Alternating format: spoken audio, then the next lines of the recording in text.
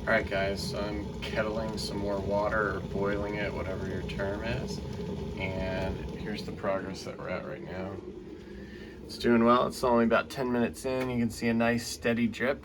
Here's something you can do too. You can get a pot or, anything like similar like this that'll fit. Of course, be careful because the water can be hot. It's not as hot, obviously, because it's sitting in the cold, but you can see it's literally melting. Sorry about that. Melting this, and this is what I want to show you. If you get a big chunk of ice that breaks off like this, get it out of there. Either throw it down there, or like for me, I have a sink right here. Get it out of there and throw it in the sink, so then you don't have all this water, extra water dripping. And you'll notice some parts of it'll break off in chunks, so if it does, that's great. Don't try and rip it. You can break the plastic and things. Let it melt. But I was just gonna show you, so I just transition the water because obviously the water's not, and that's one way to melt the ice, it's in here. The water cools down pretty quick because it's in a freezer, obviously.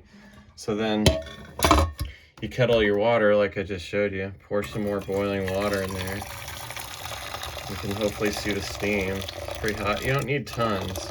Just don't risk burning yourself. Just get enough water in there to heat, the pot, the pan, whatever you're using, and then get it in there. Be careful. And then, sorry about the camera angle. Watch, you should be, I'm trying to illustrate, you can see it like melting right there. So, if you're careful, you can do this and you have patience. It'll speed it up a lot. You can see it's starting to drip even faster.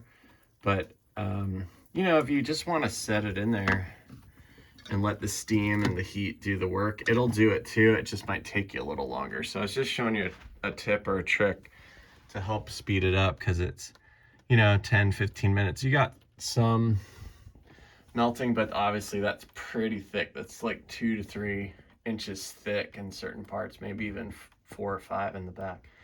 So I hope that helps save time and money. Thanks again. I'll show the last video of the final product and how long it took. Thanks for watching. Hope this helps.